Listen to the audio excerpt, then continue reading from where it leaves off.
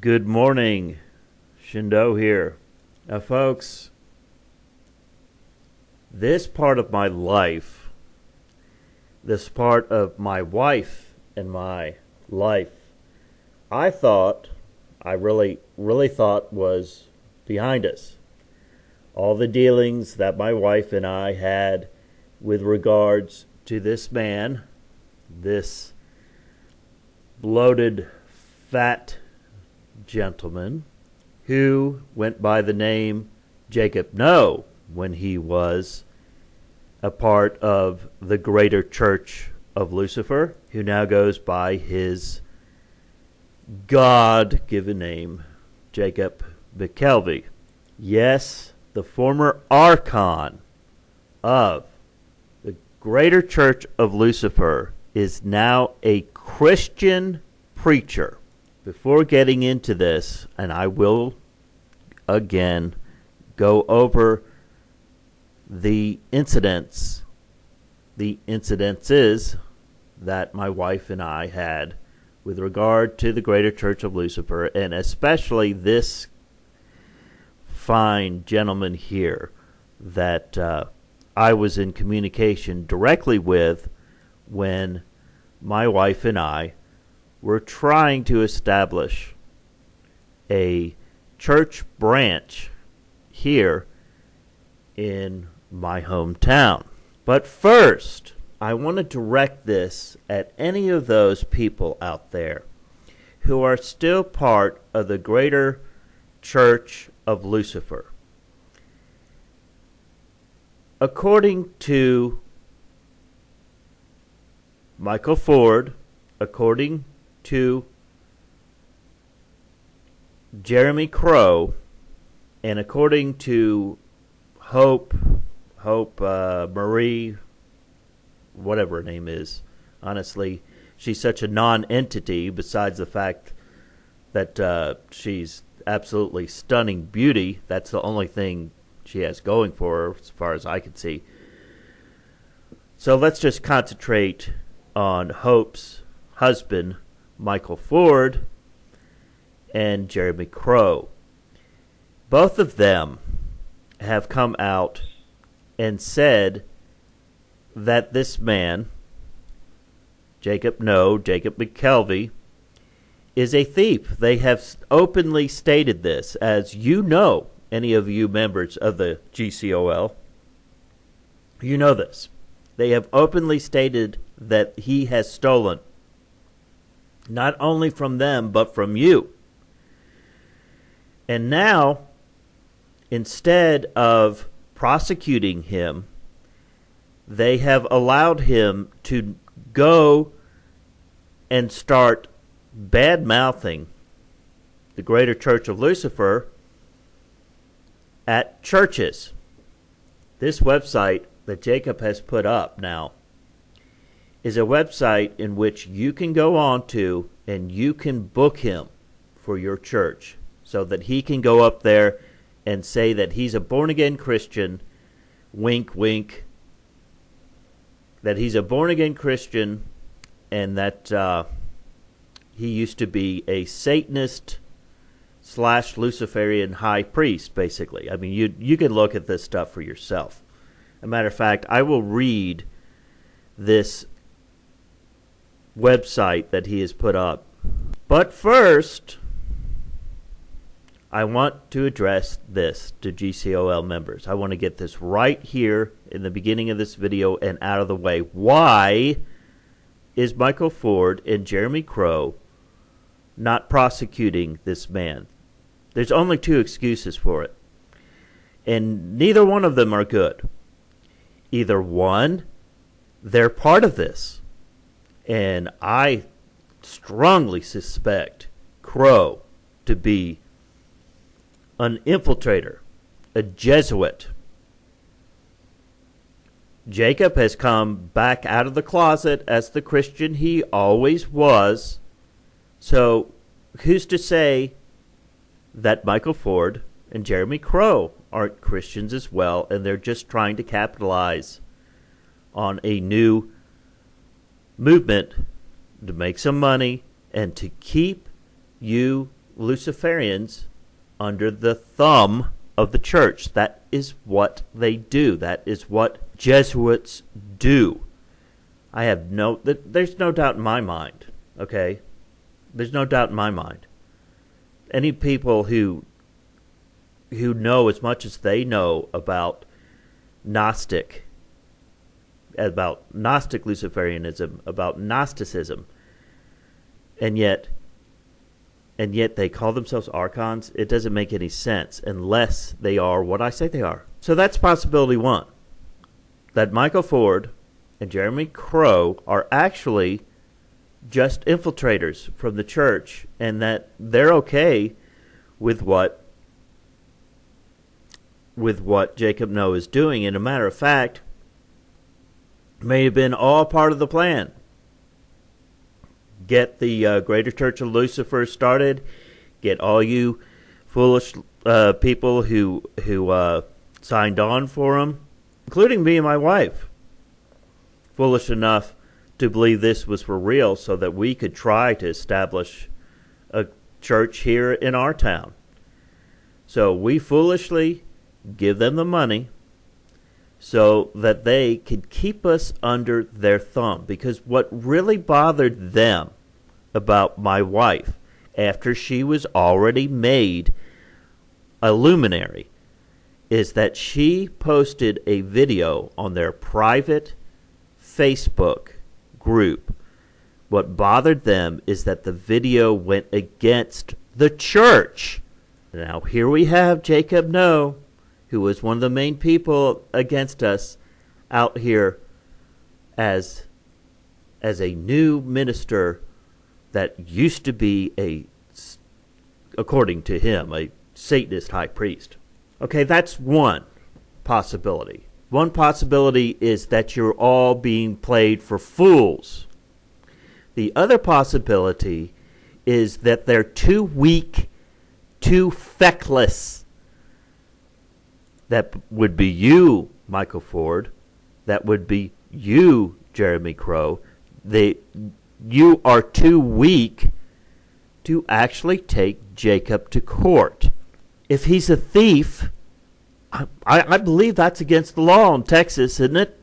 So you trolls that will come at me and at my wife over this video, you keep in mind, I didn't take your money, okay?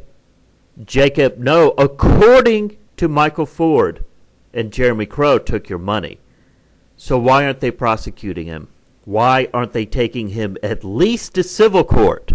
And by the way, Michael Ford's idea, he says that Jacob McKelvey was sleeping on other people's couches. How is that possible, Mikey, when Jacob Noe owned a T-shirt shop? I mean, isn't that one of the main reasons why you brought him in as an archon, so that you could sell your crappy T-shirts with your crappy designs on it? This is going to be a much longer video than I thought it was going to be. But let me go back. Okay, you've got two choices here as far as why they're not prosecuting Jacob McKelvey at this point. So anyone who's still a member of Greater Church of Lucifer, you need to start asking questions. So I'm not a member, okay? And I thought all of this shit was behind me. I keep getting pulled back into it. My wife and I have set up the House of Hellel here in our hometown. This is a Luciferian group, okay? We are Luciferians. This other group is just a bunch of Christians playing at being Luciferians on your dime. Now, let's go back chronologically in order of what went on with us, my wife and I, and Jacob McKelvey. Back at the beginning of the year, it was the end of last year, actually. It was the first time I talked to Jacob on the phone. I sent him a message on the GCOL website saying that we were interested in starting a branch for the GCOL here in my hometown. I immediately got a response from Jacob. And he gave me his phone number, I said I wanted to talk to him on the phone. He gave me his phone number, so I gave him a call. Still got your phone number, Jacob, unless you changed it. So I gave him a call, and it was the end of the year. It was towards Christmas. I wanted to get all that, all that out of the way, and then talk to him again at the beginning of the year. So we started setting things up. I talked to him on the phone. I told him that we were going to set up a group that could be later brought in to the GCOL. I was setting it up with the intention of trying to find out if anyone in the area would be interested in becoming part of the Greater Church of Lucifer. In February of this year, we actually had our first meeting of the House of Hellel. It was a success. It was a rousing success, actually. And we have, at this point, 33 members of the House of Hellel, of the meetup group of the House of Hellel, here in my hometown. So everything was going swimmingly. They were taking forever to process my wife's application to become a luminary. It took forever. I'm not even sure when. It must have been March or April. I think it was actually April that she became a luminary. It was either April, it could have even been early May. It had taken that long for them to actually read a few pages of answers of questions from the Greater Church of Lucifer. They made her a luminary. Then they made her a member of a private little group on Facebook that was only for the people who were leaders of the church. Now, there are, or were, I don't know, maybe a dozen, not even that many, luminaries of the church. So this was an exclusive group that she had become a member of. She then, on this Facebook page, posted a video that we had done about the Greater Church of Lucifer and how they were being persecuted by the church. Honest, upfront, no lies there, and just generally how Gnosticism is looked upon by the Christian church. Apparently they didn't like that, because then they started digging into my wife's Facebook page. They found some things that they didn't like, excuses for them to then dismiss her as a luminary. She had been a luminary for like 2 days at this point. What it was is, folks, they don't like you speaking out against the Christian church if you're a member of the Greater Church of Lucifer. Why not? Why not? Aren't we as Luciferians supposed to be in enmity to the Christian church? We're supposed to be the opposite of them. So speaking out against the Christian church would be exactly what you'd expect from Luciferians. But no, she lost her position over that. I then spoke on the phone after she lost her position. I then spoke on the phone to Jacob, and I asked him what was going on. And his arrogant little boy, this fat gentleman is, he threatened me. He threatened me on the phone. Now, all of these things I have covered in other videos, okay? When he threatened me, well, it made me angry. He told me something along the lines of, "You don't know who you're dealing with." Yeah, well, my wife and I, who actually know how to practice magic, then conducted a greater ceremony to get back at the Greater Church of Lucifer.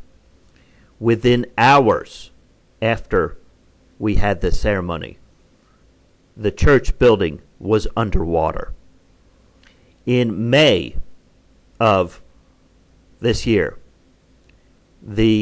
according to what they have said, Jeremy Crow, Michael Ford went to Jacob and asked him, because Jacob was keeping all the money. He was keeping all the, he was supposedly, according to them, I don't even know if they're actually being truthful. If they were being truthful, folks, why aren't they taking him to court? Because they went to Jacob and said, basically, where's the money from all the money that you've gained from donations, from selling things online, etc., etc., etc. And he basically ducked them for a while, gave them some paperwork that didn't match up with what they knew was going on. Very, very, at the very least, we're talking about some very, very sloppy business. So then, which I have done this in different videos. At this point, they threw him out of the church. They tried to put as nice a light on it as they could. But folks, every time they've done these things, I've done videos on this. And they know about my videos because they've responded to my videos.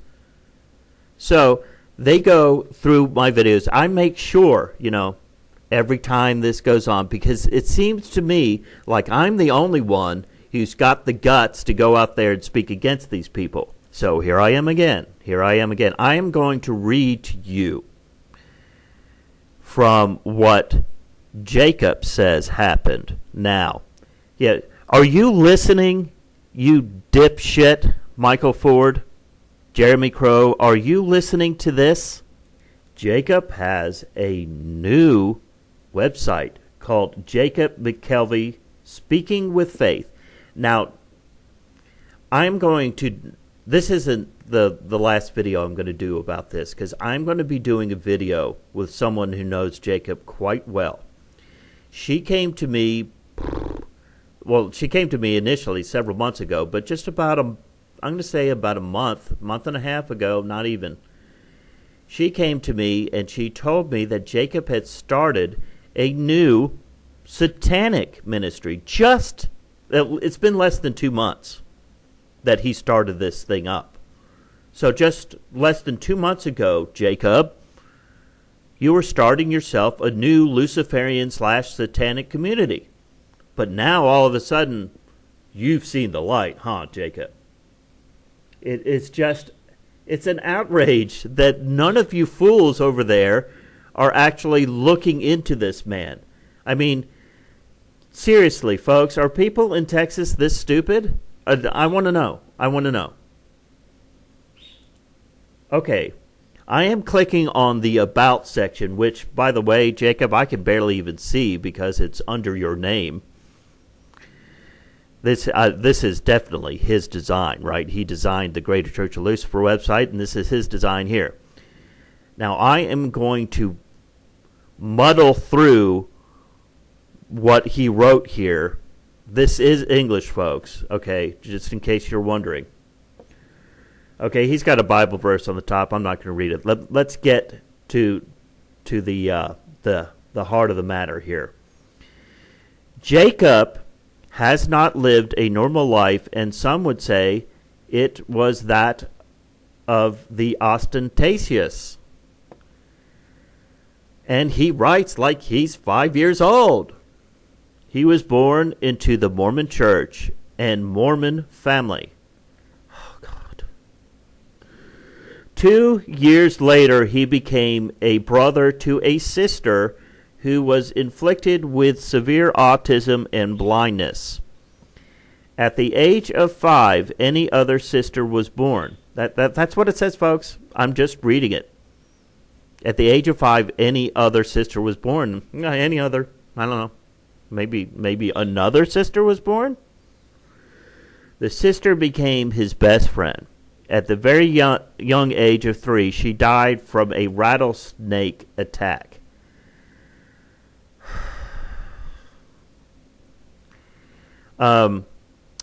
my friend from Facebook, I know that you're going to listen to this.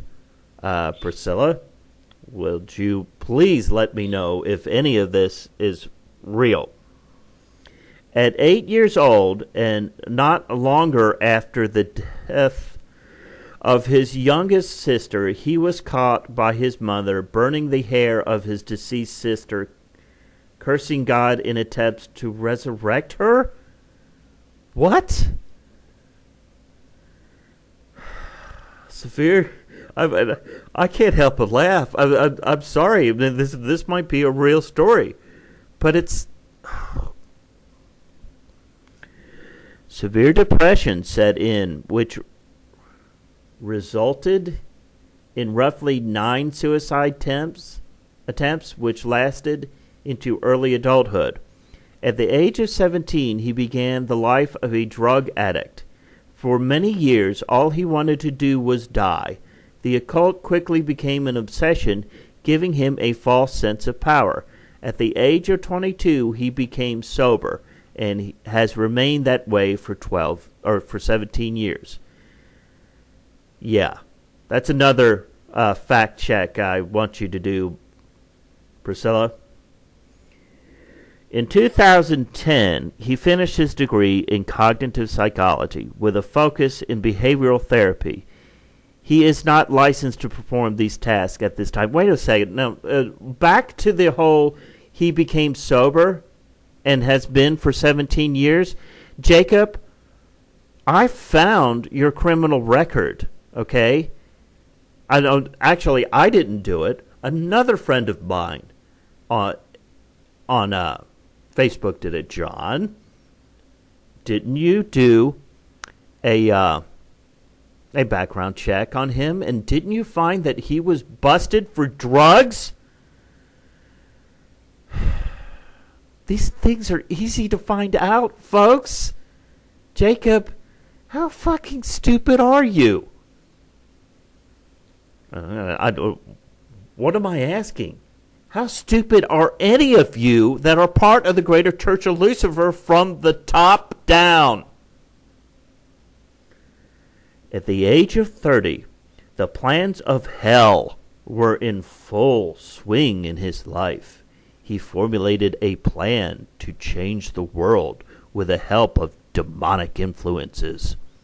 For years he plotted, until one day he was recruited by an underground occult network that saw his unique skills and gifts.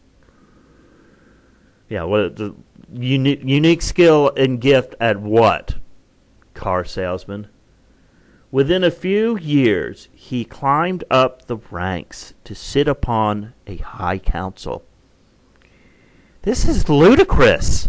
He became a studied esoteric occultist and a demonologist who was directly under the top in the world within the subject. This led to a foundation of the Greater Church of Lucifer, GCOL, which quickly turned into the first major global Luciferian movement the world has ever seen. The GCOL grew by leaps and bounds, and became clear that Satan was hard at work, perverting the minds of humanity. On October 30th, 2015, the doors of the first public Luciferian church opened in Old Town, Spring, Texas, as Jacob, as the founder and chief architect. Really, Michael? I thought you were the founder and the chief architect of the Greater Church of Lucifer. Really? I'm not going to read any more of this. It says in May of 2016 he left the Luciferian church. Doesn't explain the fact that the other archons have accused him of theft. Okay? Doesn't explain that at all. I will give you a link to this. This video is going way, way too long, so I am going to close this out. Closing this out, telling you this is not over. So just so you know, Jacob, this isn't over. I have someone who knows you quite well. Someone who knows what a sorry piece of shit you are. I mean, I already know that. But let's let everyone else know that.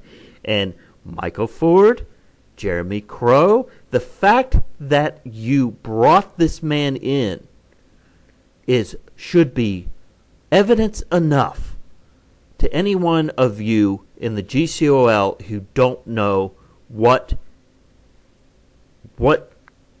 clicking in the minds of Michael Ford and Jeremy Crow and Hope Marie, who are the last archons standing of this joke called the Greater Church of Lucifer. The joke is on you. The joke is on you. Now, my wife and I, we have a real Luciferian church, and we don't ask for donations. We don't ask for people to buy crappy t-shirts. We simply have people who come here and speak a spiritual understanding.